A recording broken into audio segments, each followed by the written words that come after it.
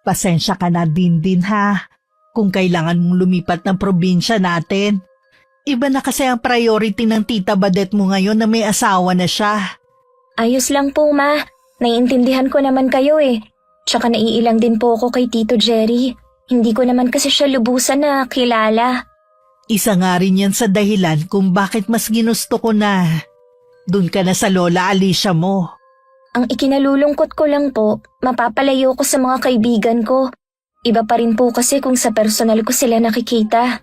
Bata ka pa naman eh. Makakahanap ka pa ng mga bagong kaibigan. Siguro nga po, pero hindi ko pa rin sila kakalimutan. Kapag nandun ka na sa probinsya, sundin mo lang ang lola mo kagaya ng pagsunod mo sa Tita Badet mo dito. Opo, Inay. Magpapakabait po ako doon. Lagi kong aalalahanin ang mga pangarap niyo sa akin. Malaki ang tiwala ko sa iyo, anak. Kaya kahit babalik na ako sa ibang bansa, hindi ako masyadong nag-aalala sa iyo. Kaya lang sobrang mamimiss kita. Mamimiss ko rin po kayo. Mag-iingat po kayo doon, ha? Oo, anak. Para sa iyo mag-iingat ako doon. Kapag nakatapos ka na ng pag-aaral, magkakasama rin tayo. Ang utang ay parang apoy. Kapag maliit ay madaling patayin. Kapag lumaki na ay mahirap nang kontrolin. Hi, Miss Gwen. Ilang beses ko pong pinag-isipan kung susulat ba ako sa inyo para ikwento ang karanasan ko dito sa probinsya ng lola ko sa Antique. Humingi muna kasi ako ng permiso sa nanay ko at kay Lola Alicia. Tawagin niyo na lang po ako sa palayaw na Dindin. 18 taong gulang na sa kasalukuyan. Sa Manila po ako lumaki at nung 15 anyos ako kinailangan kong umuwi ng probinsya namin. Dahil babalik na sa ibang bansa ang nanay ko para magtrabaho. Sa probinsya po nagsimula ang karanasan ko. Nasisimulan ko nang pumasok ako sa nilipatan kong eskwelahan. Oh, iniisip mo na naman ba ang mama mo, ha, Apo? Opo, Lola. Lagi ko po siyang naiisip. Sana bumilis na ang araw at makagraduate na ako. Gusto ko na kasing makasama si Mama. Nauunawaan kita. Pero sana maintindihan mo rin ang mama mo. Nagtitiis siya na malayo sa'yo para mabigyan ka niya ng magandang kinabukasan. Naiintindihan ko naman po si Mama. Hindi ko lang po maiwasan ang malungkot at mangulila. Sana hindi ka manibago sa lugar na ito. Malayong malayo kasi ito sa Maynila Sa umpisa lang naman po siguro. Katagalan, masasanay na rin ako. Sa 1 linggo naman pasukan nyo na rin. Hindi ka na maiinip. Kumpleto na ba ang mga gamit mo, ha? Opo, Lola. Sa Maynila pa lang namili na kami ni Mama. Mabuti naman kung ganon. Kay Tito Mike mo nga pala magpapadala ng allowance ang mama mo. Sa akin sana kaya lang wala naman akong kahit anong ID. Nasaan na nga po pala si Tito Mike? Nako, kapag hindi siya nagagawi rito, abala yun sa manukan niya. Yun kasi ang pinagkakakitaan ng tiyuhin mo Lola, matanong ko nga lang po, bakit wala pa ring pamilya si Tito Mike? Nadala kasi yun nung magbuntis ang mama mo na hindi pinanagutan ng ama mo. Parang sinisisi niya ang sarili. Kasi nga kaibigan niya ang lalaking yun. Ngayon ko lang po nalaman yun. Lola, may balita ba kayo sa tunay kong ama? Wala, Apo 1 beses ko lang din siya nakita noon. Kahit po kasi litrato, walang maipakita si Mama. Kalimutan mo na ang taong yun. Tutal hindi naman siya nagpakaama sa iyo Curious lang naman po ako kaya ko yun naitanong sa inyo. Ang pag-aaral mo na lang ang pagtuunan mo ng panahon, ha? Hanggang makauwi ang mama mo rito. Pakiramdam ko ng mga sandaling yun meron tinatago si Lola Alicia na ayaw niyang malaman ko. Nabanggit ni Mama dati na iisang probinsya lang sila ng papa ko. Pero taga ibang barangay nga lang siya. Sa ngayon, kailangan ko munang pagtuunan ng panahon ng pag-aaral ko. Magkahalong kaba at excitement ang nararamdaman ko sa nalalapit na pasukan. Nang dumating ang araw ng Lunes, maaga pa lang nasa eskwelahan na ako. Dahil maaga ako, nakapili ako kung saan ako uupo. Nakilala ko na rin ang iba kong kaklase. Tanghali na rin dumating ang advisor namin. Ikaw pala yung galing Maynila? Ako nga po, ma'am. Hindi ba maganda ang turo sa Maynila at lumipat ka pa rito? Nakikitira lang po kasi ako sa tiyahin ko doon eh. Nag-asawa na po siya kaya kinailangan na akong lumipat dito. Sa lola ko po ako nakatira ngayon. Siguro malakas ka sa principal, no? Ang dami na kasing estudyante dito tumanggap pa ng dayo. Nag-enroll po ako. Tsaka sa pagkakaalam ko po, bawal tanggihan ng estudyante sa mga public school. Mahilig ka siguro makipagsagutan sa mga teacher mo, no? Ang galing mo kasing mga tuwiran eh. Kausap niyo po kasi ako, kaya sumasagot lang ako. Sige na. Dahil bago ka lang dito, doon ka sa pinakalikod. Sige po. Kung talagang magaling ka, kahit saan ka naman umupo, makakasabay ka sa klase ko. Sa pinakadulo na malapit sa bintana ako pumwesto. Unang araw ko pa lang pakiramdam ko hindi na ako gusto ng advisor ko. Parang mabigat ang dugo niya sa akin. Yung ibang subject teacher okay naman sila. At ramdam ko mainit na pagtanggap nila sa akin. Sa buong klase naman nakasabay naman ako sa turo. Pagkatapos ng klase dumiretso na ako ng uwi.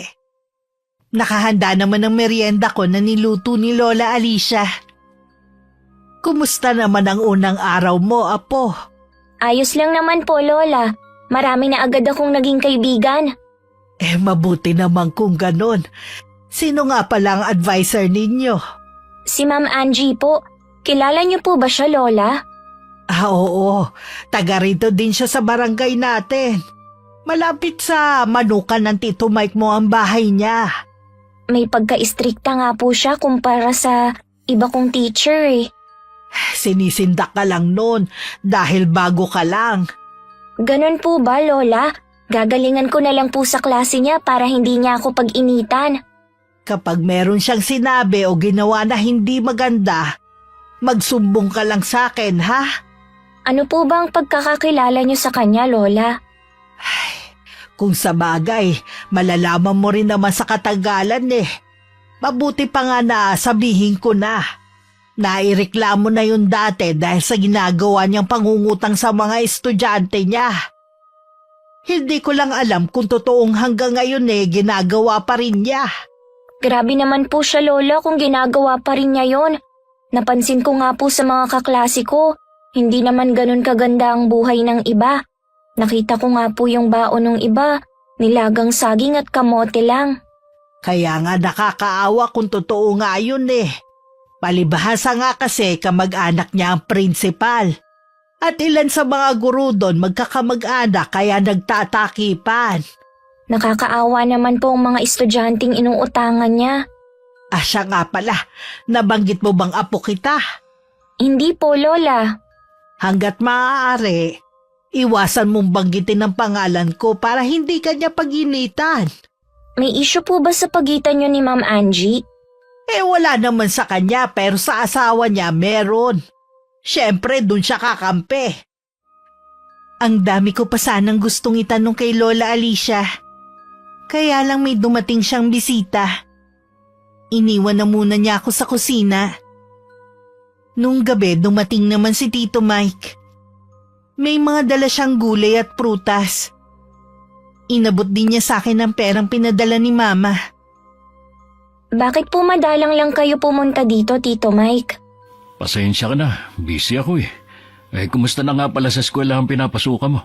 Hindi ka ba nanibago? Hindi naman po. Si Ma'am Angie nga po palang advisor namin. Ha? Ang babaeng yun pa? Anong grade ka na nga pala? Grade 10 na po. Oo nga, siya talaga ang advisor mo. Ang malas mo naman pala, pamangkin. Binanggit nga po sa akin ni Lola Alicia na palautang daw si Ma'am Angie. Naereklamo na nga raw yun dati eh. Oo, totoo yun. At hanggang ngayon, hindi pa rin nagbabago. Baon din sa utang yun hanggang ngayon eh. Mukhang ang dami niyo pong alam kay Ma'am Angie ah. Marami talaga. Kaya hanggat maaari, iwasan mo siya. Paano ko naman po yun gagawin? Siya nga pong advisor namin. Oo nga pala, no. Kapag inutangan ka, sabihin mo na lang na hindi ka nagbabaon ng pera para hindi ka utangan ng babaeng yun. Focus ka lang sa pag-aaral mo, ha? Opo, Tito Mike. Pag-aaral po talaga ang priority ko para maging proud sa akin si Mama. Tama yan. Hindi talaga sayang ang pag-alis ni Ate Miranda. Balak ko sana mag-usisa kay Tito Mike tungkol sa ama ko pero biglang dumating si Lola. Sa ibang pagkakataon na lang siguro. Mula nang dumating kasi ko kina Lola, napukaw na ng husto ang kuryosidad ko tungkol sa aking ama. Kapag si Ma'am Angie ang nagtuturo sa klase, tahimik lang ako nakikinig sa kanya. Umiiwas lang kasi kung mapansin niya lagi. Sa kanya lang naman ako ganito. Sa ibang teacher, nagpa-participate naman ako. Bakit ba tuwing oras ng klase ko, tahimik ka lang? Nakikinig naman po ako sa inyo, Ma'am. Nakita ko ang report card mo. Matataas lahat. Pero tingin ko, may ginawa kang hocus-pocus dun. Hindi po totoo yan, Ma'am. Totoong grade ko ang nakalagay sa report card ko. Hindi ko naman kasi nakikita na matalino ka eh. Sa buong klase ko, hindi ko man lang narinig ang boses mo. Pasensya na po, Ma'am, kung tahimik ako sa buong klase ninyo. Kahit naman po ganun, sigurado namang may natututunan ako sa inyo. Sana nga. Dahil oras na magbigay ako sa inyo ng exam at mababa ang nakuha mo, sinisiguro ko sa'yo na ibabagsak kita. Gusto kong mga tuwiran pero mas pinili ko na lang na manahimik. Baka kasi lalo lang niya akong pag-initan. Napapansin ko kasi tuwing titingin siya sa akin, laging nananalim ang mga mata niya. Nang mga sumunod na araw, mas lalo kong nakita ang tunay na kulay ni Ma'am Angie. Malit na nga ang baon ng mga kaklase ko, inuutangan pa niya. Isang beses tinanong niya ako kung meron akong baong pera.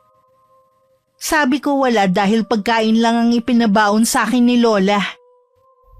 Ganun ba talaga kahirap ang pamilya mo? Para hindi ka pabaunan ng pera? Wala naman po kasi akong bibilhin, Ma'am. Paano kapag meron kayong kailangang bayaran? Binibigyan naman po ako ng lola ko kapag humihingi ako. Wala ka na bang mga magulang? Nanay na lang po ang meron ako. Anong trabaho niya? OFW po siya. Oh, may pera naman pala kayo eh. Sapat lang po ang kinikita ng mama ko. Kumpara sa mga kaklase mo, na sa bukid o sa construction lang nagtatrabaho ang mga magulang, mas maganda pa rin ang buhay mo.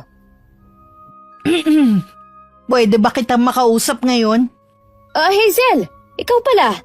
Tungkol naman saan? Di sa mga kumakalat na chismis dito sa eskwelahan natin. Inuutangan mo daw ang mga estudyante. Ay, hindi totoo yan ah. Sabi mo mga chismis lang. Paano yung mga reklamo ng mga co-teacher mo? Chismis din ba yon? Sigurado ako na mga bagong teacher ang nagre-reklamo Para namang hindi tayo dumaan sa ganyan dati. Kahit magreklamo sila, wala rin namang mangyayari. Kamag-anak natin ng principal. Sa akin siya kakampi. Hindi na tama ang ginagawa mo.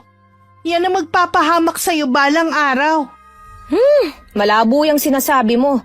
Malakas ang kapit ko. Hindi lang dito sa eskwelahan, kundi maging sa labas. Huwag mo naman sanang abusuhin. Marami na nagagalit sa'yo, no? Baka makahanap ka ng katapat mo. Imposible ang sinasabi mo. Mabuti pa, bumalik ka na sa klase mo. Hindi ko alam kung para saan ang makahulugan na titig sa akin ni Ma'am Hazel bago siya tumalikod. Sa pagkakaalam ko, magpinsan sila ni Ma'am Angie. Napatingin ako sa mukha nito nang bigla siyang magsalita. Din, narinig mo naman siguro ang pinag-uusapan namin ng co-teacher ko, Opo, Ma'am. Huwag mo kong kakalabanin. Alam mo na siguro ang kaya kong gawin. Pwede kitang ibagsak at hindi makapasa kung gugustuhin ko. Huwag naman po, ma'am. Kaya nga dapat matuto kang makisama sa akin. Wala akong magawa kundi tumango na lang. Isa pa sa mga napansin ko, lagi siyang kumakampi sa isa naming kaklase na si Angelica. Bully, siga at dominante siya. Nalaman ko sa mga kaklase ko na pamangkin pala siya ni Ma'am Angie at apo ng dating principal sa eskwelahang yun. Gusto ni Angelica na lagi siyang nasusunod at ituring siyang prinsesa ng lahat. Mainit din ang dugo niya sa akin dahil hindi niya ako mapasunod sa mga gusto niya. Mahirap nga lang kami. Pero hindi ako pinalaki ng mama ko para dominahan lang niya. Dahil lang nagkataon na mapera sila. Oh, iniisip mo na naman ba ang mama mo, ha? Hindi po, Lola. Lagi ko naman kasing nakakausap si Mama. Eh kung ganon, bakit kanina pa malalim ang iniisip mo riyan?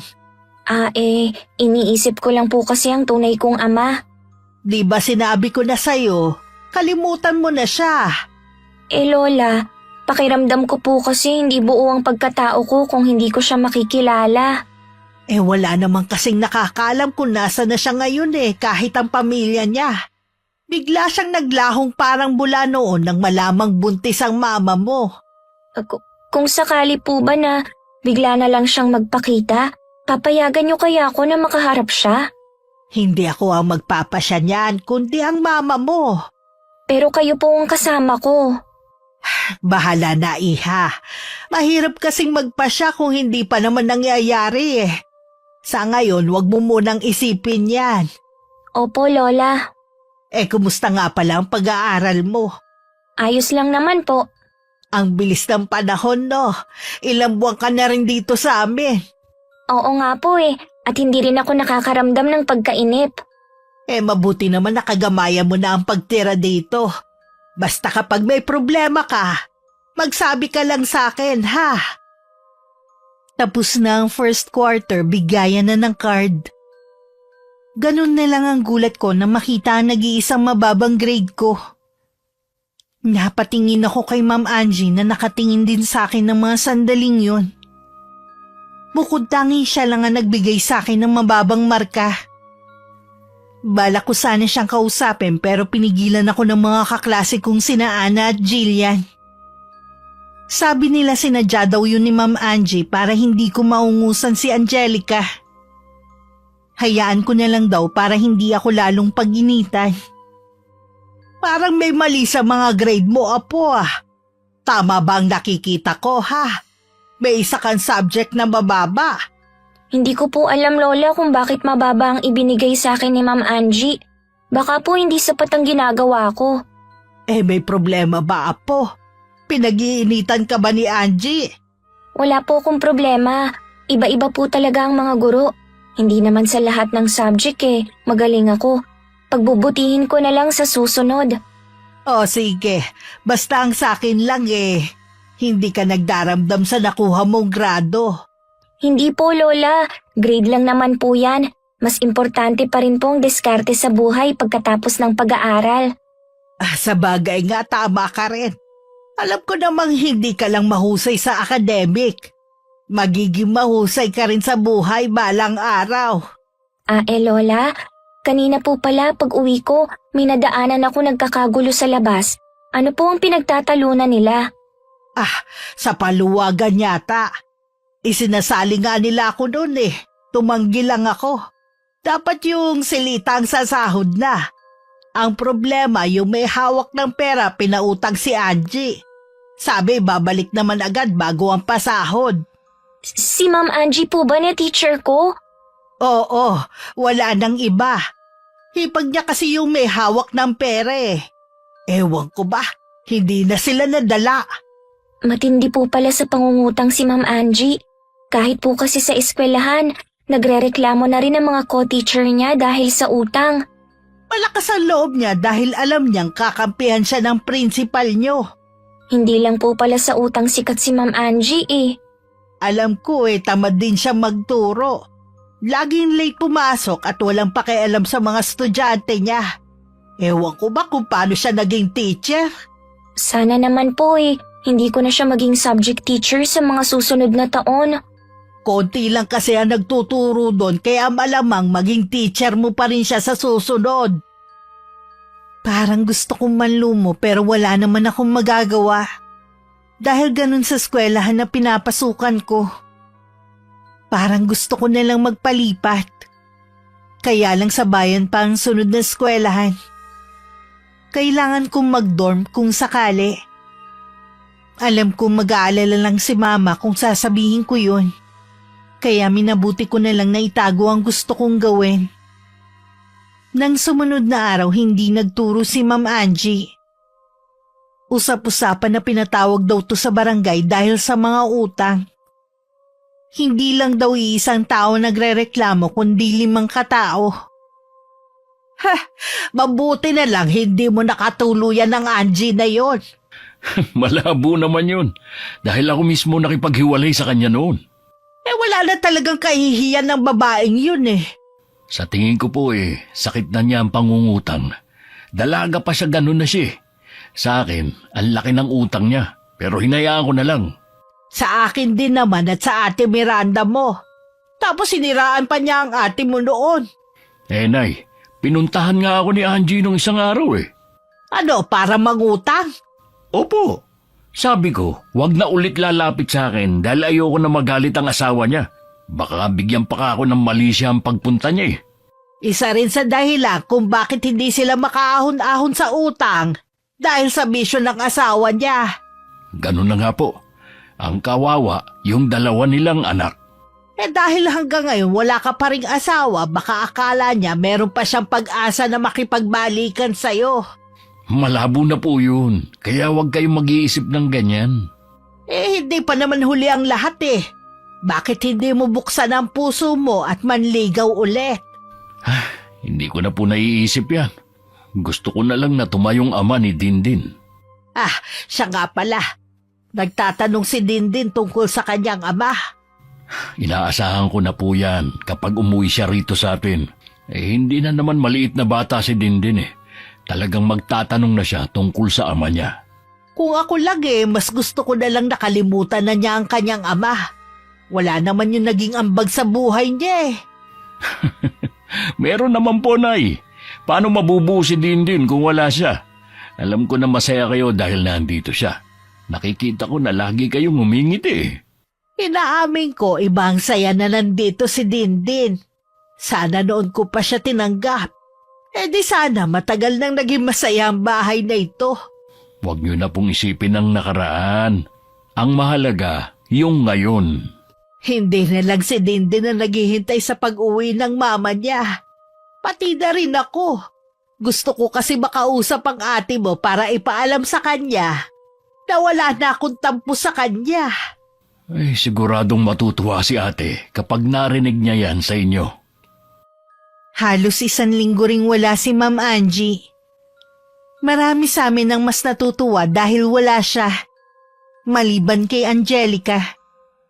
Hindi kasi siya makapagmaldita sa aming mga kaklase niya. Dinadaan na lang niya sa pagtitig ng matalim sa amin. Samantala, desperada na si Ma'am Angie kung saan siya kukuha ng pambayad niya sa mga pinagkakautangan niya. May 2 rin kasi siyang nag-aaral na anak sa koleyo at walang trabaho ang asawa niya. Kahit tinatablan na ng hiya, nagpasya pa rin siyang lumapit ulit kay Tito Mike. Ano na naman ang ginagawa mo rito? Mike, baka pwede namang makautang sa'yo. Nabalitaan mo naman siguro kung anong nangyari sa akin, di ba? Pasensya ka na, Angie. Hindi kita matutulungan sa problema mo. Tsaka ayoko madamay. Wala na kasi akong malapitan Bakit hindi ka lumapit sa mga kamag-anak mo rito? Lumapit na nga ako sa kanila Pero wala na rin silang maipahiram sa akin. Wala silang kwentang mga kamag-anak. Sa tingin ko kasi, nasa iyo ang problema. Noon pa, hilig mo na mangutang, tapos hindi ka naman marunong magbayad.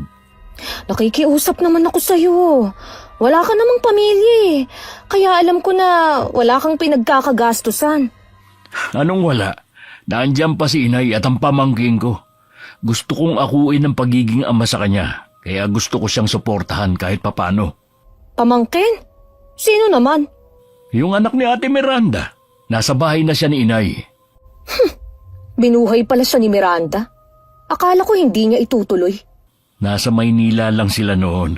At kahit kailan, hindi naisip ni ate na ipalaglag ang anak niya. Nasa na nga pala ang kapatid mo? Nasa abroad siya. Yun naman pala eh. Bakit kailangan mo pang suportahan ng pamangkin mo? Kaya naman ni Miranda. Labas ka na sa gusto kong mangyari. Hindi ka pa rin nagbabago. Suplado ka pa rin. Mabuti pa, umalis ka na. Baka makita pa tayo ng asawa mo na nag-uusap kung ano na naman ang isipin nun. Maya-maya lang galit na dumating si Mang Dondon at susugurin na sana ang tiyuhin ko. Pumagit na naman agad si Ma'am Angie. Umuwi na tayo. Hindi mo ba talaga titigilan ang asawa ko, ha? Wala naman kaming ginagawang masama. Nag-uusap lang kami. Kahit makipag-usap, pinagbabawalan ko kayo. Ang asawa mo ang pagsabihan mo. Siya ang punta ng punta rito sa manukan ko eh. Ang sabihin mo, may gusto ko pa rin sa asawa ko. At hanggang ngayon, umaasa ka pa rin na makikipagbalikan siya sa'yo. Kahit kailan, hindi yan sumagi sa isip ko. Masaya na ako sa buhay na meron ako ngayon. Huwag ka nang mag-eskandalo dito. Halika na, umuwi na tayo.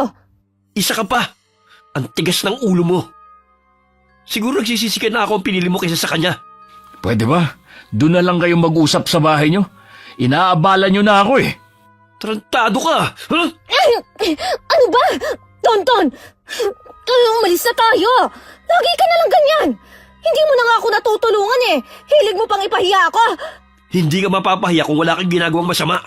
Kapag hindi ka pa sumunod sa akin, iiwan kita! Napapailing na lang si Tito Mike habang nakasunod ng tingin sa mag-asawa. Napatuloy pa rin sa pagtatalo habang pauwi. Sanay na naman sa eksena ng mag-asawa ang mga taga ron. Alam din nila na si Ma'am Angie ang madalas na pumunta sa manukan ng tiyuhin ko. Araw ng Martes. Pumasok na si Ma'am Angie pero mainit ang ulo niya at kami ang pinagbubuntunan. Lalo na ako. Simple na nga lang ang leksyon natin ngayon. Hindi nyo pa nakuha ang perfect score. Nasaan ang mga utak nyo? Lalo ka na, Dindin. Ang tataas ng grade mo sa ibang subject. Pero sa akin, ang bobo mo! Pwede niyo naman po kaming kausapin ng maayos. Hindi niyo po kailangang sigawan kami at sabihan ako ng bobo. Oh, bakit? Totoo naman na bobo ka.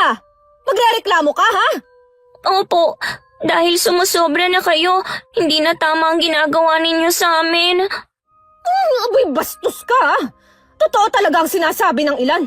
Kapag galing ng Maynila, siga at walang modo. Wala naman po akong ginagawang masama para sabihan ninyo yan. Anong wala? Hindi pa ba masama yung pagsagot-sagot mo sa akin, ha? Grabe naman po kasi kayong magsalita. Kahit na, teacher mo pa rin ako. Wala kang karapatan na sumagot sa akin. Dalhin mo bukas ang lola mo o kung sino ang guardian mo. Malibhasa kasi, wala kang ina na sumusubaybay sa'yo. Kaya ganyan ka kabastos at kawalang modo. Sige po, isasama ko bukas si Lola Alicia. Lola Alicia? Sino bang nanay mo, ha? Miranda ang pangalan ng mama ko. Si Lola Alicia po ang nanay niya. Oo nga, kaapelido mo sila. Bakit ba hindi ko agad naisip? Bukas po ng umaga, makakaasa kayo na kasama ko na si Lola Alicia. Ay, hindi na kailangan. Unang beses mo lang naman itong ginawa kaya palalampasin ko na. Pero sa susunod, ipapatawag ko na ang lola mo. Kaya wag ka na sanang magsusumbong kung ayaw mong babaan ko ang grade mo. Hindi agad ako nakapagsalita dahil nagulat ako sa biglang pagbabago ng tono nito. Napansin ko rin ang pamumutla ni Ma'am nang marinig ang pangalan ni Lola Alicia.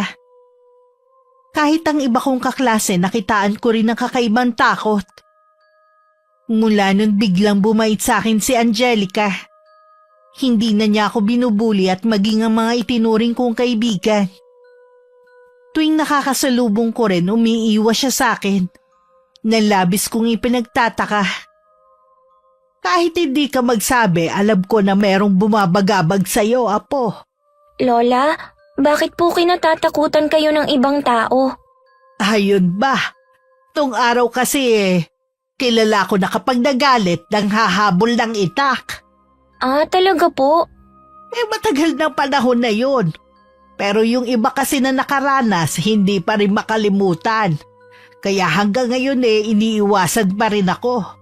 Ang tapang niyo po siguro noong araw, Lola, no? Ah, oo. Dahil sa katulad kong walang tinapos at ayaw maloko ng ibang tao, tapang lagi ang pananggalang ko.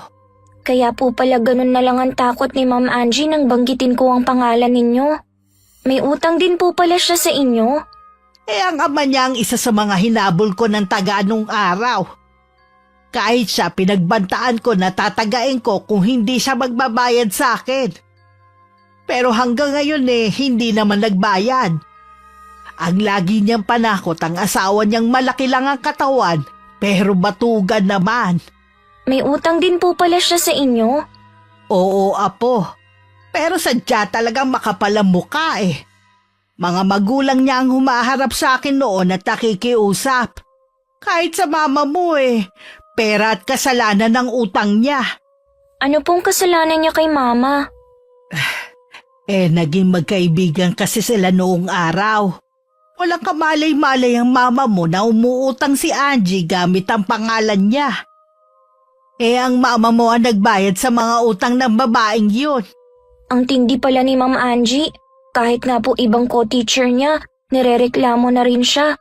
Madalas siya ang topic ng mga yon. Hindi na nga siya tinatablan ng hiya Pero oras na gawang kanya ng hindi maganda, muli niyang gigisingin ang kabilang bahagi ng pagkatao ko. Hindi lang po siya maganda magsalita. Kahit po sa ibang kaklase ko ganon siya magsalita. Ayoko lang na maglilihim ka sa akin, Apo. Hindi ko po gagawin yun. Nang mga sumunod na araw, kapansin-pansin ang biglang pagbabago kay Ma'am Angie. Mabait na siyang makipag-usap sa akin. Binalaan naman ako ng isa kong kaklase na ganun daw yun kapag may hihinging pabor. Minsan dumating ang in-order niya sa online. Lumapit siya sa akin at humihiram ng pera. Sinabi ko na wala akong baon na pera dahil puro pagkain lang ang pinapadala sa akin ni Lola. Naulit pa ang ginawa niyang pangungutang sa akin. Pero ganun pa rin ang sagot ko. Hanggang sa mapuno na siya sa akin. Sinungaling ka Alam ko meron kang baong pera. Nakita kita na bumili sa kantin. Kung meron man po akong dala, sapat lang po. Madalas po talaga, wala akong baon na pera. OFW ang nanay mo, Ineng. Nag-iisa ka lang na anak. Kaya wag mo nga akong pinaglololoko, ha? Kung OFW man po si Mama, wala na po kayong pakialam doon. Labas na po kayo sa buhay namin. Ang hirap mo namang pakiusapan. Akala mo, ikayayaman mo ang pagdadamot mo.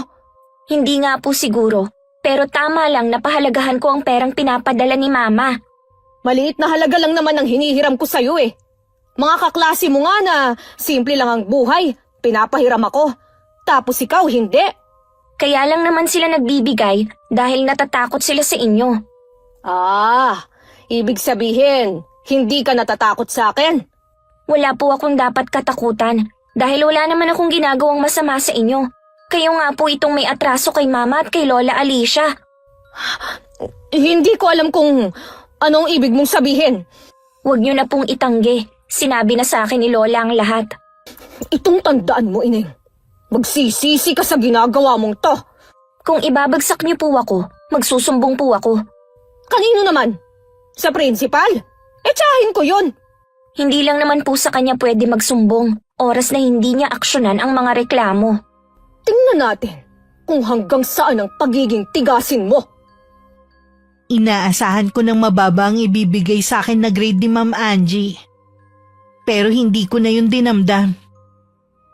Naniniwala ako na lahat ng masamang ginagawa niya may katapusan. Minsan pag uwi ko may nakasalubong akong babae na galing sa bahay namin. Tansya ko kasing edad lang siya ni Mama. Nang magtama ang mga mata namin, bahagya siyang ngumiti sa akin.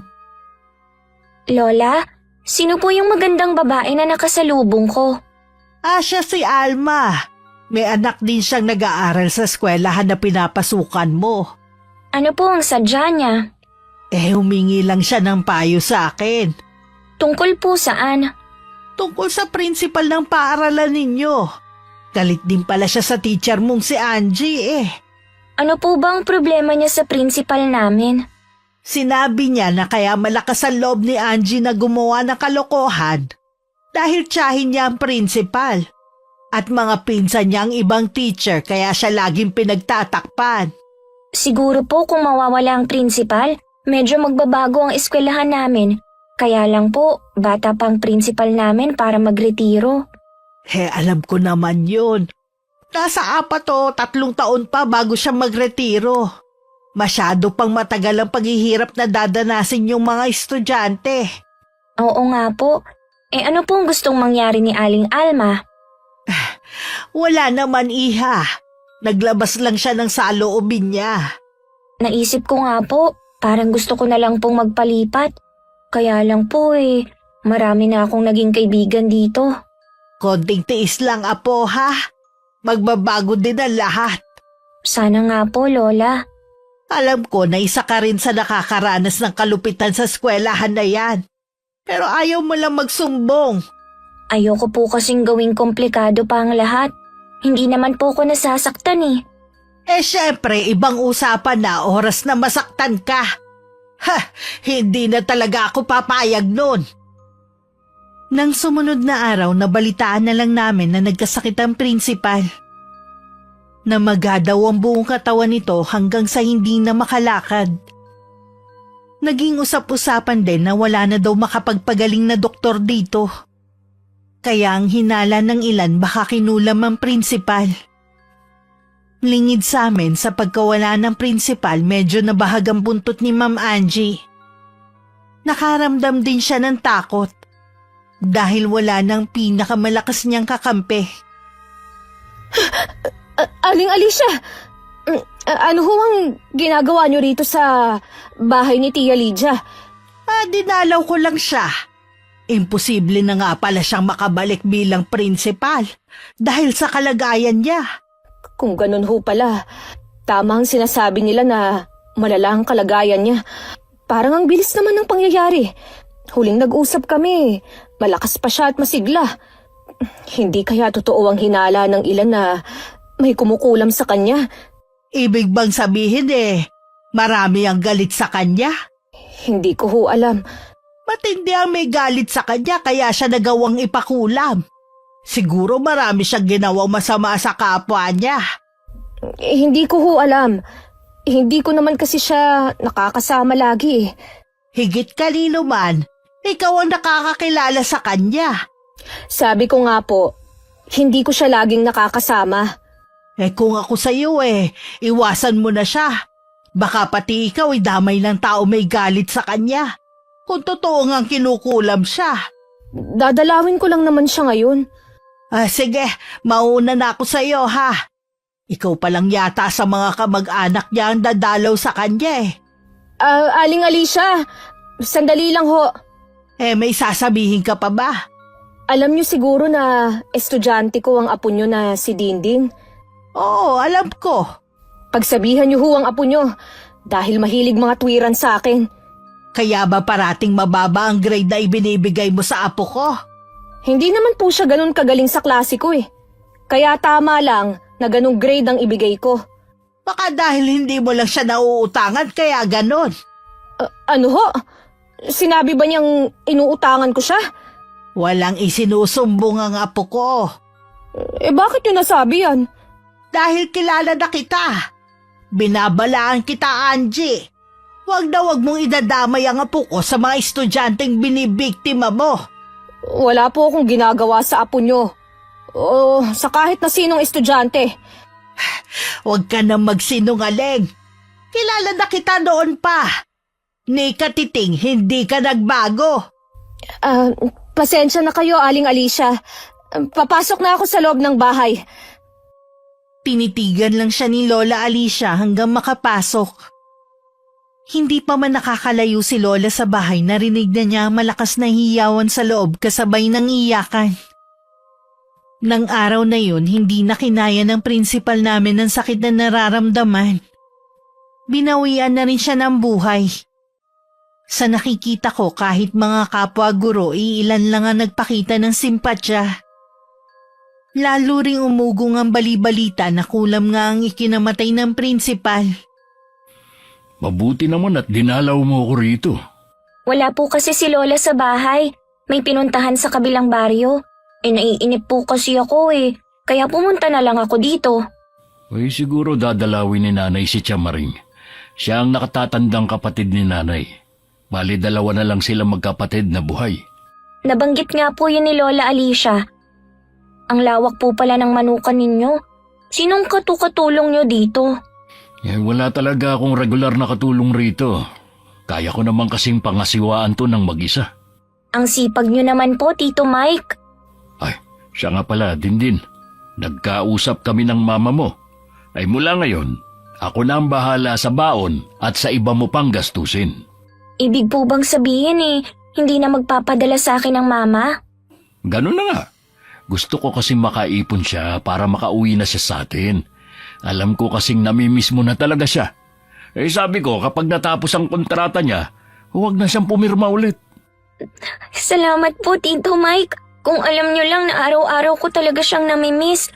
Kaya lang, paano naman kayo kung susuportahan ninyo ako? Wala naman ako sariling pamilya Kayo lang ni nanay ang tinuturing kong pamilya. Kaya tama lang na sa inyo mapunta ang pera ko. Marami pong salamat sa inyo. Ang bait nyo po talaga. Ay, gusto mo bang ikutin ang manuhang ko? Opo, magkwentuhan din po tayo. Ay, sige ba? Ano ba ang gusto mong pagkwentuhan natin? Yun pong nangyari sa principal namin. Naniniwala po ba kayo sa kulam? Marami na akong mga kaibigan na nagpatotoo sa kulam. Nakulam nga mismo ang ilan sa kanila. Maswerte nga sila dahil naagapan sila ng albularyo. Pero hindi lahat pinapalad na makaligtas sa kulam, gaya ng prinsipal nyo. Sino po kaya ang may gawa nun sa kanya? Marami may lihim na galit sa kanya. Hindi naman siguro lingid sa iyo kung ano ugali niya. Isa po kaya sa mga magulang ng mga kapwa ko estudyante? Pwede. Maraming mga magulang ang may hinanakit sa kanya mula pa noon hanggang ngayon. Sana maging aral sa iba nangyari sa kanya at huwag nang pamarisan. Si Ma'am Angie lang naman po ang malapit sa kanya. Sa totoo lang, wala nang pag-asang magbago ang teacher mong yun. Hindi po maganda ang trato niya sa akin. Ang sakit po niya magsalita. Sabi ko na nga ba bakit hindi ka agad nagsumbong? Ayoko po kasing sumugod sa eskwelahan si Lola Alicia Huwag niyo na lang po banggitin sa kanya. Hindi ko babanggitin kay nanay. Pero kahit hindi ka magsumbong, alam niya nangyayari sa'yo. Hindi lang naman po akong pinagsasalitaan niya ng masasakit. Pero matindi lang sa akin. Ilang beses ko po kasi siyang tinanggihan na pautangin. Ay, bilib talaga ako sa kapal na mukha ng babaeng yun. Ibang klase talaga. Inihatid pa ako ni Tito Mike sa bahay namin. Kararating lang din ni Lola Alicia. Habang pauwi ang tsuhin ko, iniisip niya ang sinabi ko sa kanya. Sakto namang malapit na siya sa bahay ni Ma'am Angie. Nasa labas ito at nagwawalis sa bakuran. Naisip na rin niyang kumprontahin hanggang maaga pa. Oh Mike, ikaw pala. Akala ko kung sinong nakatayo dyan Pasok ka muna. Wag na. May gusto lang sana akong sabihin. Ano yun? Tigilan mo yung pamangkin ko. Wala pa siyang sariling pera para utangan mo. Mahiya ka naman sana. Hindi naman totoo ang isinusumbong ng pamangkin mo Ginagawa mo na yan dati pa at hanggang ngayon. Ilang estudyante na ba ang lumipat dahil sa'yo? Huwag ka namang ganyan sa akin. Teacher ako. Hindi ko sisirain ang propesyon ko dahil lang dyan sa inaakusa mo. Huwag mo rin pag-iinitan si Dindin. Hindi siya dayo lang dito. Pagkatapos na nangyari sa tiyahin mo, dapat magtanda ka na. Maniwala ka sa akin. Hindi ko inuutangan ng mga estudyante ko. Aminado ako na lubog ako sa utang. Pero hindi ko magagawa ang mga naririnig mo. Gusto lang akong siraan ng mga taong yun dahil sa inggit. Ano na naman ang dapat kainggitan sa'yo? Kita mo nga, hanggang ngayon, nakapisan ka pa rin sa mga magulang mo. Mula noon hanggang ngayon, baon ka pa rin sa utang. Umalis ka na nga lang kung iinsultuhin mo lang ako. Para matahimik tayo pareho, tigilan mo na ang pamangking ko. May atraso ka pa nga sa amin eh. Huwag mo nang dagdagan pa. Lingid ka na Tito Mike, nasa di kalayuan si Mang Dondon. Kulang na lang maglabas ng apoy ang mga mata nito sa pagkakatitig sa kanila. Noon pa kasi pinagseselosan na niya ang tiyuhin ko. Dahil sa pag-aakalang may pagtingin pa rin ito sa asawa niya. Minsan din kasi namin nakabiyak na nagsisisi ito na siya ang pinakasalan. Ilang araw pagkatapos noon, umuwi sa amin si Tito Mike. Pinamahala daw muna nito ang manukan sa katiwala. Ilang araw na raw kasing masama ang pakiramdam niya. Hindi pangkaraniwan ang sakit mo. May nakaalitan ka ba nitong mga nagdaang araw, ha? Wala po, Nay. Maghapon lang ako sa manukan ko eh. Mabuti na isipan mo umuwi ngayon dito sa bahay. Ano po kaya ang sakit ko? Bakit hindi tumatalabang gamot na pinabili ko? Dahil hindi natural na sakit ang nararamdaman mo kundi meron nagbigay nito sa'yo. Huwag niyo pong sabihin na may kumukulam sa akin.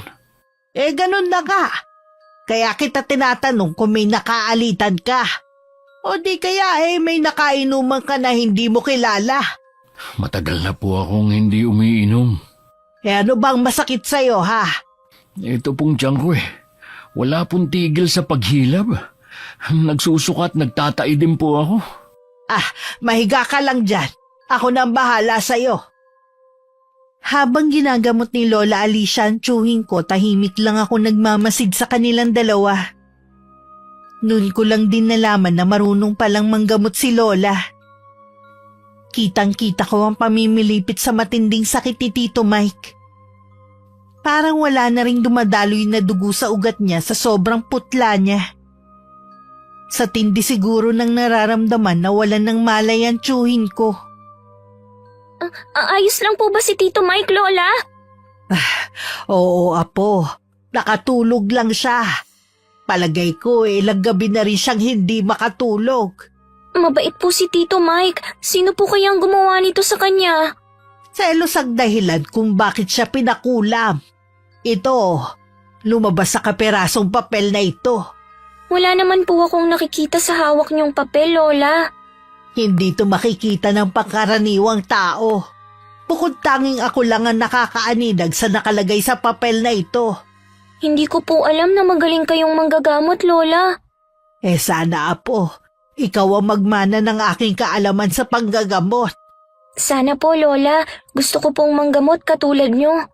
Bantayan mo muna ang Tito Mike mo, ha? May kailangan lang akong puntahan. Babalik din ako agad. Saan po kayo pupunta, Lola? Sa bahay ni Angie. Sa teacher ko po. Bakit po? Tsaka ko nasasabihin sa'yo, ha? Binantayan ko na lang si Tito Mike na wala pa ring malay. Napansin ko rin habang tumatagal lumalaki ang tiyan niya. Hanggang para na siyang nakalulun ng pakwan. Samantala, makailang ulit munang kumakatok si Lola Alicia bago siya pinagbuksan ni Ma'am Angie. Bakas pa sa mukha nito ang gulat pagkakita kay Lola. Aling Alicia, anong ginagawa niyo rito? Nasaan ang asawa mong si Dondon? Ha? Bakit niyo naman ho siya hinahanap? Sagutin mo na lang ang tanong ko. Nasa loob ba siya? Wala ho siya. Mga magulang ko lang ang nandito, tsaka mga anak ko. 3 araw na po siyang hindi umuwi rito. Nagpaalam siyang uuwi sa kanila. Napakalaking duwag talaga ng asawa mo. Ano ho bang kasalanan ng asawa ko sa inyo? Pinakulam niya si Mike dahil sa matinding selos. Si Mike? Sigurado po ba kayong asawa ko ang may gawa? Sigurado ako. Isa akong manggagamot. Hindi ako maaaring magkamali. Pangalan ng asawa mo ang lumabas sa papel na ginagamit ko. Kumusta na po ngayon si Mike? Hindi pa bumubuti ang lagay niya. Sabihin mo sa asawa mo, binibigyan ko lang siya hanggang bukas para bawiin ang sumpa sa anak ko. Dahil kung hindi, ibabalik ko sa kanya ang ginawa niya. Ipapasundo ko po siya sa anak ko ngayon. Pero wisyo na talaga kayong mag-asawa. Huwag naman po kayong magsalita ng ganyan. O bakit? Kung totoo naman ang sinasabi ko, alam kong may pagtingin ka pa rin sa anak ko. Yun siguro ang nararamdaman ng asawa mo. Kung sakaling meron pa po, wala naman akong magagawa eh. Dahil may pamilya na ako. Wala po akong balak na sirain ang pagsasama namin ng asawa ko. Hindi yun ang nakikita ko sa'yo. Sigurado namang sasama ka agad sa kanya. Mabuti na lang matagal nang walang nararamdaman sa'yo ang anak ko. Sa inyo pala nagmana si Mike. Magkasing talas ang mga dila nyo eh. Natural. Dahil sa akin siya lumabas. Nasabi na po ninyo ang kailangan nyo. Umalis na kayo. Ilang sandali din tinitigan ni Lola ang kaharap bago naglakad palayo. Pagdating sa bahay, nadatnan niyang gising na si Tito Mike. Nang malalim na ang gabi, pinatulog na ako ni Lola Alicia kahit wala namang pasok kinabukasan. Siya na lang daw ang magbabantay sa tiyuhin ko. Magpakatatag ka, anak, ha? Bukas kapag hindi binawi sa iyo ang sumpa, ibabalik ko to sa taong nag-utos na kulamin ka. Kilala niyo po kung sinong gumawa nito sa akin? Oo, walang iba kundi si Dondon. Matindi pa rin ang selos na nararamdaman niya sa'yo. Hindi ko alam kung anong utak meron siya. May anak na sila ni Angie, pinagseselosan pa rin ako. May kasama na ring inggit dahil mas may narating ka sa buhay kesa sa kanya. Mas inuuna kasi ang bisyo kesa maghanap ng matinong trabaho. May kasalanan din naman kasi si Angie eh. Tingin ko sa babaeng yun, umaasa pa rin sa'yo.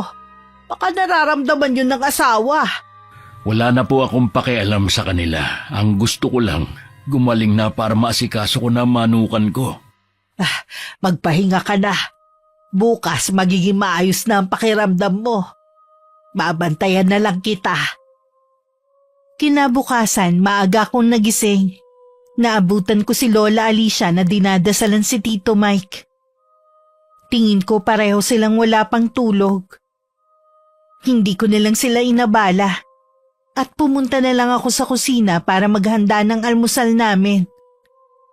Bago magtanghalian, bigla na lang nakatayo si Tito Mike. Bumalik na rin sa normal ang laki ng tiyan niya. Magaling na nga po kayo. Oh, salamat kay inay. Nag-alala po talaga ako sa inyo, Tito. Pinag-uusapan pa lang natin ang tungkol sa kulam. Hindi ko akalain na magiging biktima rin pala kayo. Oo nga hindi ko rin to inaasahan. Pero hindi na ulit mangyayari sa akin to. May binigay sa akin proteksyon si nanay. Kapag po ba suot ninyo ang kwintas na yan, hindi na kayo tatabla ng kulam? Hindi na ulit. Sino po kaya ang gustong manakit sa inyo? Si Ma'am Angie po kaya? Pinuntahan kasi siya ni Lola Alicia eh. Huwag mo na lang babanggitin kahit kanino ha. Ang asawa niya may gawa nito. Bakit po kaya niya ginawa yun? Dahil sa matinding selo sa akin. Mas gwapo kasi ako sa kanya eh. Ikaw talaga, Tito Mike. Nagawa niyo pang magbiro. Pero totoo naman po, nagwapo kayo. Huwag na lang nating isipin na nangyari. Ligtas na naman ako eh. Sana po dito na lang kayo umuwi lagi. Naisip ko nga rin yan. May katiwala naman ako na pwedeng matulog sa kubo ko. Kaya lang naman gusto ko dun maglagay dahil ilang beses na akong nanakawan ng mga manok. Naiintindihan ko na po kung bakit mas gusto niyo doon.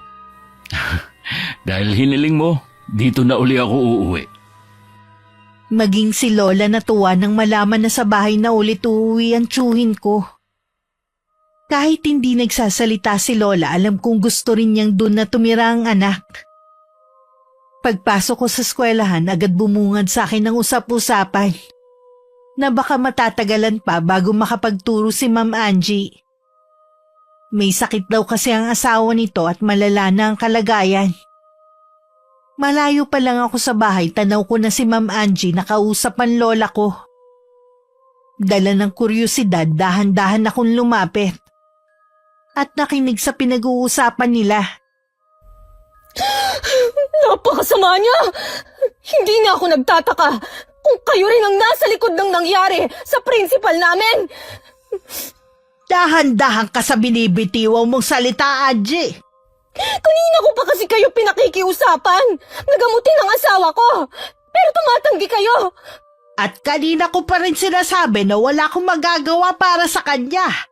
Kung hindi niyo gagamutin ang asawa ko, ipagkakalat ko na isa kayong mangkukulam! Eh di gawin mo. Hindi ako natatakot sa'yo. Siguro ikaw ang mas dapat na matakot sa akin. Anong gagawin niyo sa akin? Kukulamin niyo rin ba ako, ha? Higit pa doon kapag hindi ka pa umalis. Nang makaalis si Ma'am Angie, tsaka lang ako pumasok sa bahay namin. Nakatalikod sa akin si Lola. Pero alam kong nararamdaman niya ang presensya ko. Lola? Alam kong narinig mo lahat. Ano po bang nangyari sa asawa ni Ma'am Angie? Nakaratay na siya at hindi makatayo. Ano pong mangyayari sa kanya? Kung hindi niya pagsisisihan ng ginawa niya, habang buhay na siyang may sakit. Hindi ko po kasi maiwasan na maawa. Wala po ba talaga kayong balak na gamutin ang asawa niya? Wala, iha. Maghanap na lang sila ng ibang manggagamot. At mabuti na hindi ka na makialam pa. Ituon mo na lang ang buong pansin mo sa iyong pag-aaral. Opo, Lola. Wala na akong bagong balita tungkol sa asawa ni Ma'am Angie. Hanggang sa pumasok na nga siya para magturo. Nung mga unang araw, hindi niya ako pinapansin. Hanggang sa pinag-iinitan na naman niya ako. Mas matindi ang ginagawa niyang pamamaya sa akin kahit kaharap ang mga kaklase ko. Minsan hindi na ako nakapagtimpi, nasagot ko na siya. Pinunit niya kasi ang test paper ko. Hindi ka na nga mahusay magturo, ang sama pa ng ugali mo. Kung hindi mo gustong ginagawa mo, mag-resign ka na lang. Hindi ka naman karapat-dapat na maging teacher. Anong sinabi mo, ha? Sino ka para sabihin sa akin yan? Totoo naman ang sinasabi ko. Sumusobra na kayo. Ngayong iba na ang principal, wala na rin kayong kakampi. Ipapaalam ko mga ginagawa ninyo. Saan ka pupunta, ha? Halika nga rito! Bitiwan yung buhok ko! Aray ko! Subukan mong magsumbong! Ipagkakalat ko rin ang lihim ng lola mo! Gawin nyo! Kung si Lola Alicia hindi natatakot sa banta ninyo, ako pa kaya? Kabata-bata mo pa! Palaban ka na, ha? Malaki po ang respeto ko sa mga teacher. Pero dahil sa ginagawa ninyo, nawawalan ng respeto ang ibang estudyante dahil akala nila katulad nyo lahat ng mga nagtuturo. Ikaw, magbabayad ka sa ginawa mong pagsagot-sagot! Pagsisisihan mo na dito mo pinili na mag-aral! Gawin nyo lang po ang gusto nyong gawin. Lagi nyo namang panakot ang mga kadikit ninyong tao. Hanggang kailan po kaya nila kayong tutulungan? Hanggang kailangan ko ng tulong! Kamag-anak ko sila at marami akong tropa na pwedeng tumulong sa akin! Kaya kung akala mo, kaya mo ako, abay mag-isip-isip ka! Umupo ka na ron at hindi ka na mag-i-exam pa! Bagsak ka na sa akin! Marami sa mga kaklase ko ang bumilib sa akin dahil sa pagsagot ko kay Ma'am Angie. Kahit gano'n na nangyari, hindi pa rin ako masaya. Dahil pinunit ito ang test paper ko dahil lang ako ang naunang natapos. Ilang araw ko rin yung inisip. Hanggang isang araw nagpasya ako na kausapin na lang si Mama kapag tumawag siya. Pakiramdam ko yun ang tama kong gawin para sa ikatatahimik ko. Eh bakit hindi sa akin sila sabi ng apo ko? Baka po nahihiya siyang sabihin sa inyo. Kaya sa mama na lang niya sinabi. Bata pa po si Dindin eh. Hindi pa niya kayang humarap sa mga problema na dala ng mga matatanda. Pupunta ako mismo sa eskwelahan niya bukas. Kaya niyo po ba? Oo naman. Ano bang akala mo sa akin, ilutil? Hindi naman po sa ganun. Akala ko kasi ayaw niyong pumupunta sa mga eskwelahan. Kapakanan ng apo ko ang nakasalalay. Hindi ako papayag na ang eskwelahan na pangalawang tahanan niya sana ang magiging dahilan ng depresyon niya. Naiintindihan ko po kayo. Kausapin niyo rin po yung apo niyo. Si Angie ang may kasalanan ng lahat. Tingin ko desperada na siya dahil sa kaliwat kanan na utang niya kaya napagbubuntunan niya si Dindin at ang iba pa. Paulit-ulit na nga siyang inirereklamo ng ibang mga magulang dati.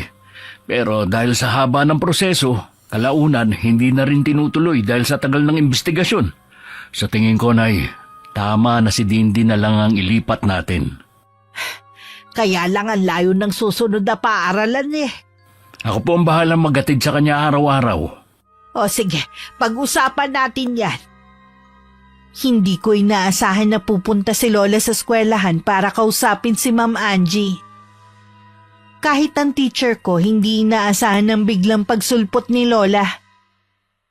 Nagbilin lang siya na huwag kaming maingay at may kakausapin lang siya. Makahulugan pa siyang sumulyap sa akin. Samantalang si Lola Alicia hindi man lang tumitingin sa direksyon ko. Himala na pumunta kayo rito. Ano ho bang kailangan nyo? Galing na ako sa bagong prinsipal. Nag-request ako na kung pwede, imbestigahan ang mga ginagawa mo sa mga estudyante. Kahit gaano kahaba ang proseso at katagal, handa akong maghintay. Wala akong ginagawang masama, kahit kanino. Hindi ko alam kung paano ka naging guro. Hindi ka naman magandang ehemplo sa mga nagiging estudyante mo. Wala na ho akong pakialam kung yan ang tingin nyo sa akin. At kahit saan kayo magreklamo, hindi nyo kayang patunayan ang paratang nyo sa akin. Tama nga naririnig ko tungkol sa'yo. Sagad hanggang buto ang kawalangyaan mo. Total naman, nakapagsumbong na pala kayo sa bagong prinsipal. Ano pa ba ang kailangan nyo para kausapin ako? Gusto magpalipat ng ibang eskwelahan ng apo ko. Katulad ng iba mong naging estudyante, ikaw din ang dahilan. Ay mabuti pa nga po, dahil masyadong maarte ang apo nyo. Palibhasa kasi, hindi sanay sa buhay probinsya.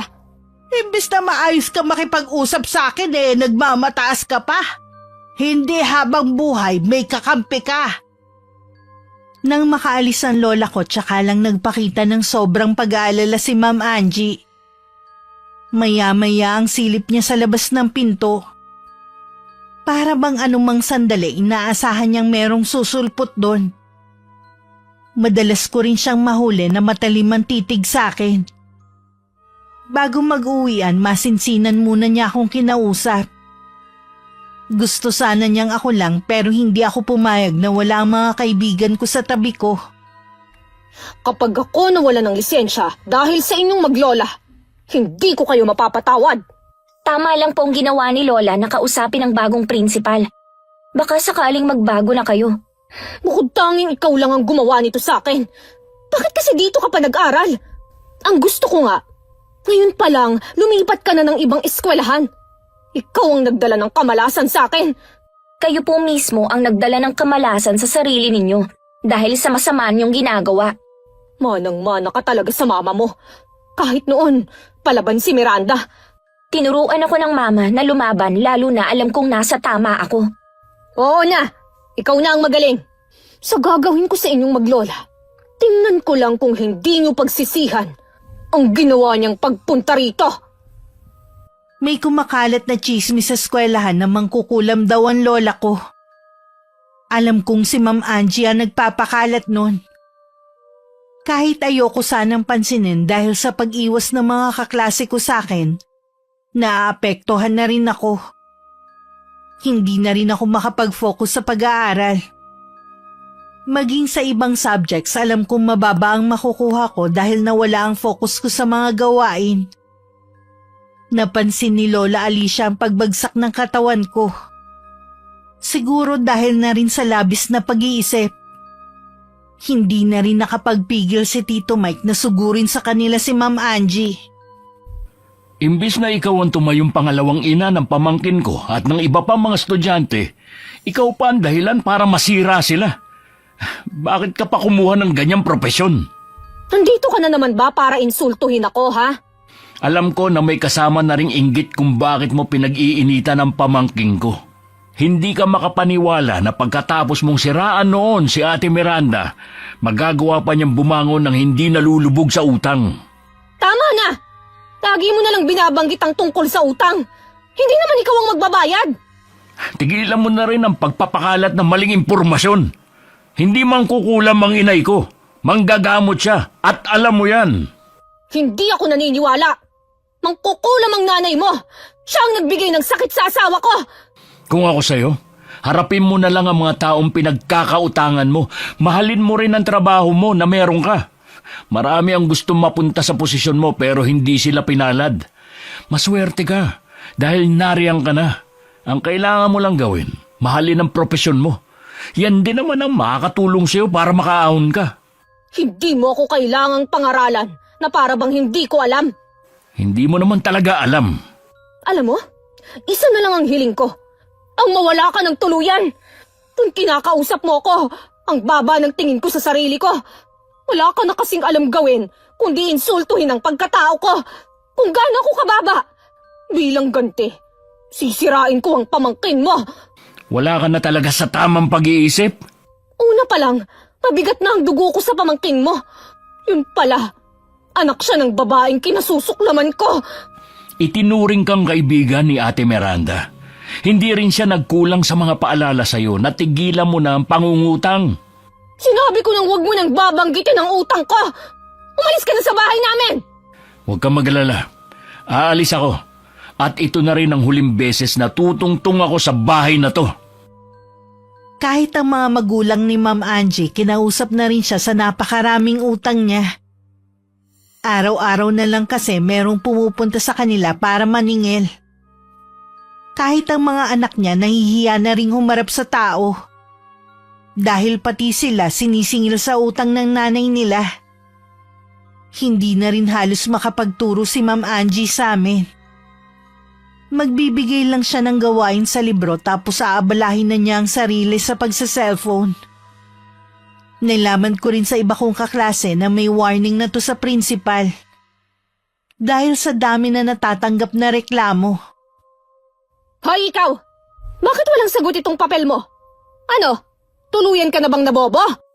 Alam ko naman po kasing pupunitin nyo lang yan o di kaya itatapon sa basurahan. Kaya hindi ko na po sinagutan. Habang tumatagal, tumitigas ang ulo mo. Kung sa bagay nga, anak ka nga pala sa kasalanan. Kaya siguro ganyan ang ugali mo. Anong sinabi ninyo? Di ba anak ka sa pagkadalaga ng nanay mo? Eh di bunga ka ng kasalanan. Kung magsalita kayo para kayong hindi teacher ah. Kaya pala, sa lahat ng teacher na nandito, kayo lang ang hindi nire-respeto ng mga kapwa ko estudyante. Katunayan lang yan na kaya hindi kayo marunong rumespeto dahil hindi kayo naturuan ng tamang asal ng mga magulang nyo. Lalo ka na! Pang sarili niyo po yata ang tinutukoy ninyo eh. Alam mo ikaw, ha, Dindin? Wala ka pang nararating. Akala mo kung sino ka na? Kahit ano ang sabihin at gawin mo, nandito na ako sa katayuan ko. Ikaw, marami ka pang kakaining bigas bago mo ako malampasan. Kaya lang naman kayo nagmamataas dahil dumidikit kayo sa mga taong tingin ninyo pwede nyong sandalan. Sige, kalabanin mo pa ako. Sinisigurado ko sa'yo, sa susunod na taon, ako pa rin ang magiging advisor mo. Wala pong problema. Asahan nyo rin po na araw-araw kong sisirain ang araw nyo. Punitin nyo na po ang papel ko. Wala namang halaga yan. Pinunit nga nito ang papel ko. Sakto namang pumasok ang co-teacher niya at nakita ang ginawa niya. Tahimik naman akong bumalik sa upuan ko. Hindi ko na rin magawang umiyak. Nagtalo ang dalawang guro dahil sa ginawa ni Ma'am Angie. Nagbanta pa ang kasamahan nito na ipapaalam sa principal ang ginawa niya. Galit na binalingan naman ako ni Ma'am Angie. Siguro sinadya mo yun para makita ni Hazel, no? Hindi ko po alam ang sinasabi ninyo. Sinungaling ka talagang bata ka. Gusto mo talaga akong ipahamak? Lagi niyo pong pinupunit ang papel ko. Sana po noon pa ako nagsumbong pero hindi ko ginawa. Kayo ang nagpapahamak sa sarili ninyo.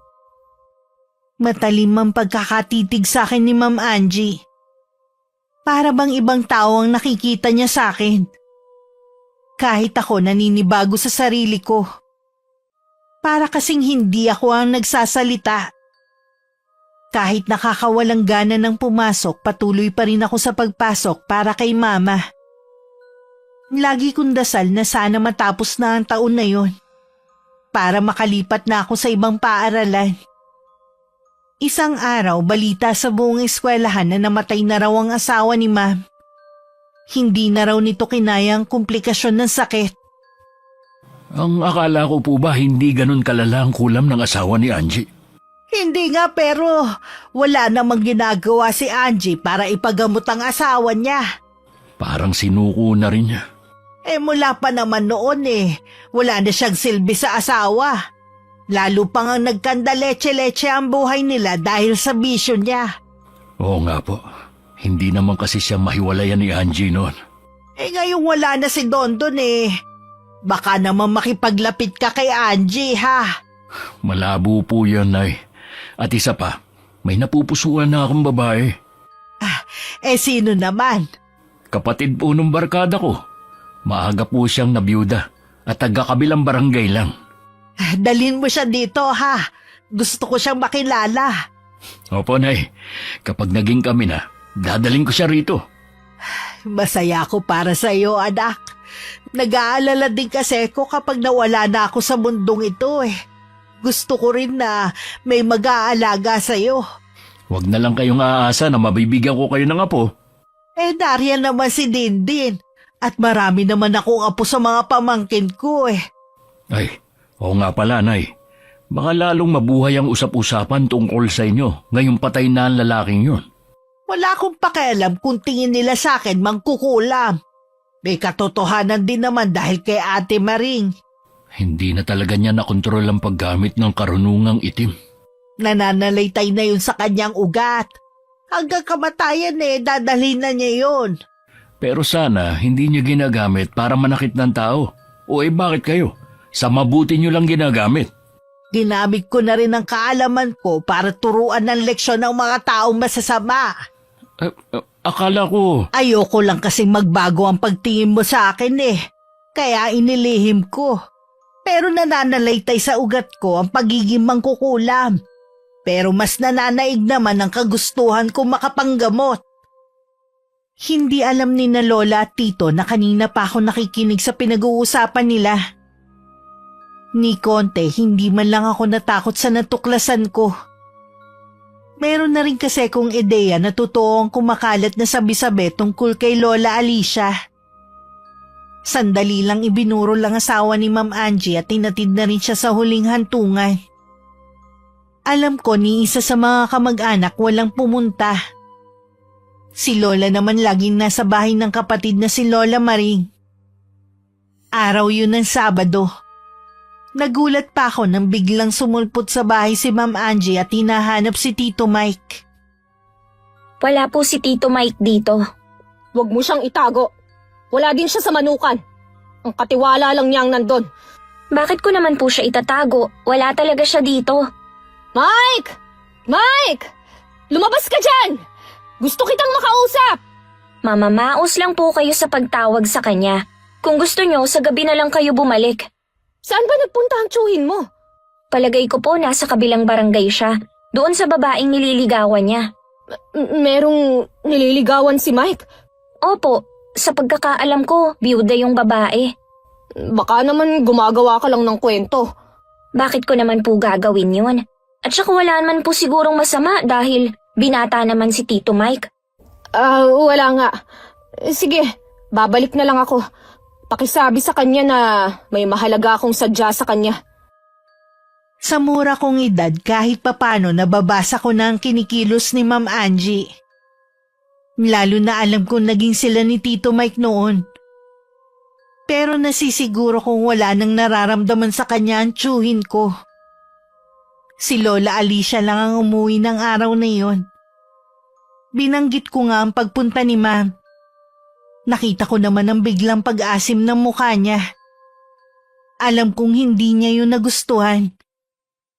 Nang sumunod na araw muling dumalaw si Ma'am Angie at si Lola ang naabutan niya. Ano na naman ang ginagawa mo rito? Si Mike ho ang kailangan ko. Ha, wala pang 1 buwan na namamatay ang asawa mo ah. Huwag niyo naman sanang bigyan ng mali siya dahil lang sa hinahanap ko si Mike. Ano bang sadya mo sa anak ko? Sa kanya ko na lang po sasabihin. Baka matagalan pa bago siya umuwi dito sa amin. Bakit naman ho? Nakahanap kasi siya ng trabaho sa kabilang barangay. Baka dun muna siya sa nililigawan niya tutuloy.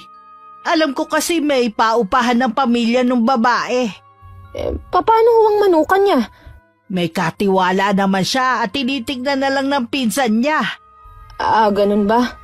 Kung ako sa'yo, huwag ka nang umasa sa anak ko. Alam ko namang gusto mo lang siyang gamitin para makabayad ka sa mga utang mo eh. Sa tingin mo kaya tanga si Mike?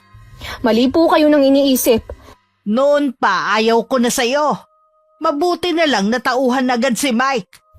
Alam ko po na kaya nakipaghiwalay sa akin si Mike dahil sa panunulsol niyo at ni Miranda. Hindi yan totoo. Sadya lang talagang matalino si Mike para makita niya agad ang tunay mong ugali. Kung ako sa'yo huwag mo nagguluhin ang anak ko. Magkaroon ka naman ng kahit konting hiya. Pagkatapos siyang ipakulam ng asawa mo. Nakaganti na rin naman kayo eh. Wala na ang asawa ko. Na ikinatutuwa mo naman. Nagluluksa po ako sa pagkamatay niya. Katunayan yan, hindi muna ako pumapasok sa klase. Hindi halata sa pananamit mo ngayon.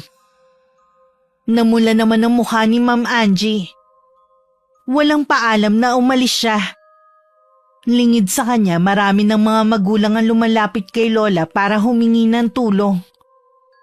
Hindi na sila umaasa na maaaksyonan ng kanilang reklamo laban dito. Pinuntahan ni Lola Alicia ang kapatid para tanungin kung kaya pa nito magsagawa ng orasyon. Pero mahina na to dahil sa katandaan na rin. Wala siyang pagpipilian kundi siya na ang gumawa. Iniisip rin niya kasi ako dahil sa ginawa ng teacher ko. Kumusta naman ang exam ninyo, Apo? Okay naman po, Lola. Hindi pa rin po pumapasok si Ma'am Angie. Hindi ko nga alam kung totoo ang balita na may sakit siya.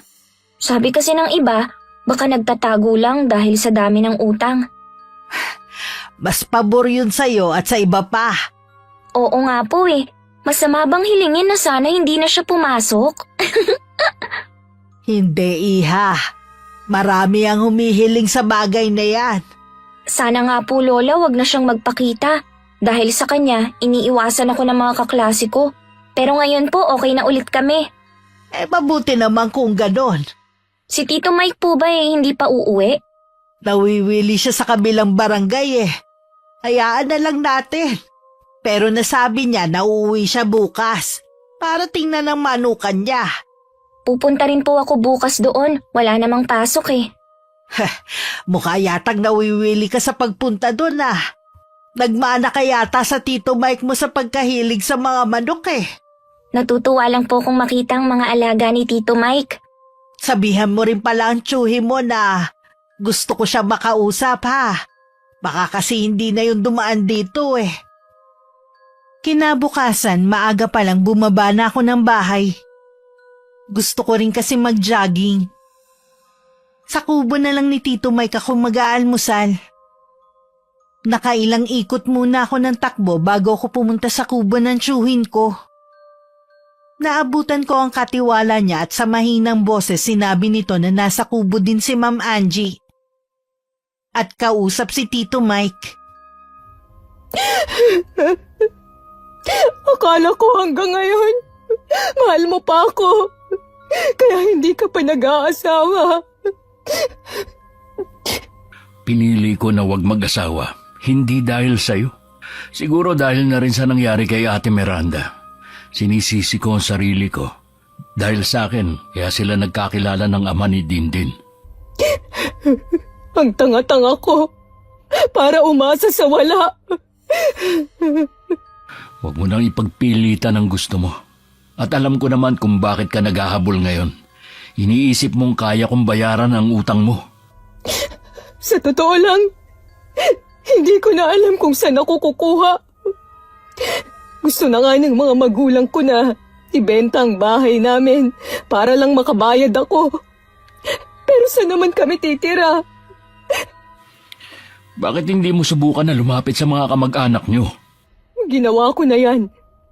Pero lahat sila, walang maitulong. Kahit alam ko naman na meron sila. Pasensya ka na. Wala akong maitutulong sa'yo. Ang maipapayo ko lang sa'yo, pumasok ka na lang sa trabaho at unti-unting magbayad. Hindi mo kasi ako naiintindihan eh. Paano ako makakapasok sa trabaho sa ganito kong kalagayan? Ano ba sinasabi mo? Bakit kasi nakatakip ang mukha mo? Dahil dito. Tingnan mo ko, Mike.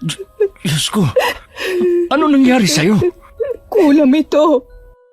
Hindi ko alam kung sino sa mga nanay ng mga estudyante ko ang may gawa nito. Bago kasi ito nangyari sa akin, ang dami nang nag-chat sa akin na nagbabanta sila na ipapakulam nila ako dahil alam naman daw nila na hindi nila ako maipatatanggal sa eskwelahan. Hindi lang ako nagpayo sa'yo. Alam ko marami kami na nagpapatigil sa'yo sa mga ginagawa mo. Dahil balang araw, makakahanap ka ng katapat mo. Lubog na nga ako sa utang eh. Naging nakakadiri pa ang itsura ko. Kaya ako laging may takip. Wala na kasing ginawa ang mga langaw kundi sundan ako kahit saan. Kung totoo na kinukulam ka, lumapit ka sa albularyo. Ginawa ko na yan. Pero hindi ako mapagaling. Baguhan lang kasi ang manggagamot na yun eh. Huwag kang mawalan ng pag-asa. Marami naman dyan na albularyo. Ang nanay mo kaya, pwede niya akong gamutin? Hindi ako sigurado. Marami kang ginawa na hindi maganda sa kanya at sa pamangkin ko. Doon na ako lumabas sa pinagtataguan ko. Kahit ako, hindi ko maiwasang mandiri sa mga sariwang sugat sa katawan ni Ma'am Angie. Para yung mga pigsa na iba't iba ang laki. Mabuti nga na nangyari yan sa'yo. Dahil dyan, hindi ka na ulit makakapagturo. Tintin, alam ko na galit ka sa akin. Hindi lang ako, marami kami. Patawarin mo sana ako sa mga nagawa ko. Panahon na lang siguro ang makakapagsabi kung kailan ko kayo mapapatawad. Mataas ang respeto ko sa mga teacher. Pero dahil sa inyo, biglang bumaba ang tingin ko. Dindin, hindi lahat ng teacher katulad ni Angie. Hanggat nakikita ko po siya, hindi mawawala sa akin ang ginawa niya. May mga gabi na hindi po ako makatulog. Tinatanong ko lagi ang sarili ko na baka may mali sa akin kaya ganon niya ako tratuhin. Alam ko, hindi lang ako ang nakaranas ng matinding trauma sa inyo. Lahat ng masasakit na salita, tatanggapin ko. Dahil ako ang nagkamali. Hindi ako naging mabuting teacher sa inyo. Hindi nyo na mabubura ang ginawa nyo. Sana wag na kayong lumabas ng bahay nyo. Habang buhay na lang kayong magkulong doon. Ang mabuti pa, umuwi ka na muna sa atin, Dindin. Pupunta na lang ako doon. Sige po, Tito Mike. Sana, ito na rin ang huli niyong pakikipag-usap sa babaeng yan. Galit na galit talaga siya sa akin. Hindi mo siya masisisi. Yan ang epekto ng ginawa mo sa kanya. Dumating dito na mabait at malambing ang pamangkin ko. Ngayon, para siyang tigre na handang manlapa. Alam ko, marami silang naging katulad niya. Dahil sa mga masama kong ginawa. Pero tao lang naman ako eh. Nagkakamali rin. Mga bata ang mga yon. May mga anak ka rin. Ikaw ang pangalawa nilang ina na dapat gagabay sa kanila. Pero anong ginawa mo? Alam ko naman yun. Siguro nga, hindi ako karapat-dapat sa propesyon ko. Patawarin mo ko. Wala akong magagawa na para sa'yo. Kailangan ko na rin umalis. Habang palayo, naririnig pa ni Tito Mike ang pag-iyak ni Ma'am Angie. Mula nun hindi na namin siya nakita. Pero alam namin na hindi siya umalis sa lugar namin. Gumaan na rin ang eskwelahan mula nang hindi na siya pumasok. Hanggang sa kahit ang pagbanggit sa pangalan niya nakalimutan na ng marami. Nagtapos ako ng with honors, Miss Gwen. Dumating din ang mama ko para makasama ko sa pag-akyat sa stage. Sa kanya ko inalay ang pagtatapos ko dahil sa sakripisyo at pagmamahal niya sa akin. Sa tulong ni na Lola Alicia at Tito Mike noon, nagawa kong magpatawad at tanggapin na hindi lahat ng nakakasalamuha ko ay magiging mabuti sa akin. Naging aral sa akin na ang bawat pangit na karanasan ay pwedeng maging sandata para lalo akong maging matatag. Wakas,